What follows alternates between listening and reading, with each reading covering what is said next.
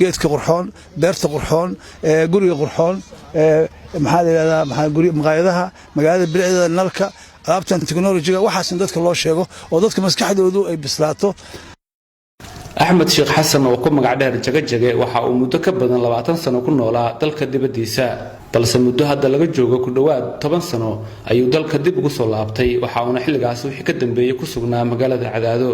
Axmed ayaa noqday shakhsi si weyn uga dhex muuqda horumarinta deegaanka wuxuu magaalada Cadaado ka hirgeliyay mashruuc la yiraahdo maanta geed beer kaasoo qayb lixaad leh ka qaatay dhiraynta magaalada iyo horumarinta wax soo saarka beeraha. Axmed oo aan kula kulmay magaalada Cadaado ayaa iga warramay horumarinta uu mashruucani sameeyay. maanta wuxuu marayaa miyiga dadka degan inay qaataan sida raashinka inay u qaataan wargeedkiisi beertii barkadii aan ku soo beerayaa awal geedkii waa ka carari jireen hadda biyo la helay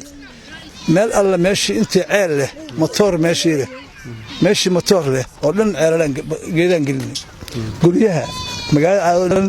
meel walba guri aan geed lahayn hortiisa istaagnaa hoonkan u yeeranaa geedkan qaado beero hadduu lacag ku beeran karo waa siinaa hadduu ku beeran karo lacag la'aana waa ku siinaa intaba marka aad baa horumar fiican baan maraynaa. Axmed ayaa sidoo kale waxa uu caan ku yahay horumarinta nadaafadda deegaanka iyo inuu bulshada ku wacyigeliyo muhiimadda ay leedahay kor u qaadista bilicda magaalada isagoona inta badan fariimo wacyigelina soo dhiga barta uu ku leeyahay Facebook-ka halkaas oo dadweynaha kula wadaago masawiro soo jiidasho leh oo muujinaya bilicda magaalada Cadaado iyo guud ahaan deegaanka. waxaad markasta soo dhigtaa sawiro magaalada Cadaado ku saabsan badan hal ku dhiga waxa kamid ah caaway Cadaado kale ka waran falcelinta bulshada kaaga timaada. barigii hore haddaan kaamara ka qaado ama aan sawiro way dagaalami jireen waxay jawriyad lacag baad ugu qaadanaysaa iyo waxyaalo qalad ah hadda waxa weeye magaaladu way ilbaxday 10 sano maamulaha jiray galmudug baa iyadana sidoo kale u caawisay dadkii aqoon bay leeyeen waxbay barteen dhalinyaradii ma sha Allah marka waxaan filayaa in ay tahay wax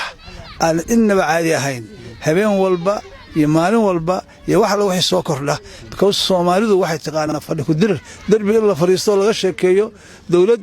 Soomaaliyeed oo niman maamulaan iyo dad mucaarada arrimahood iyo reer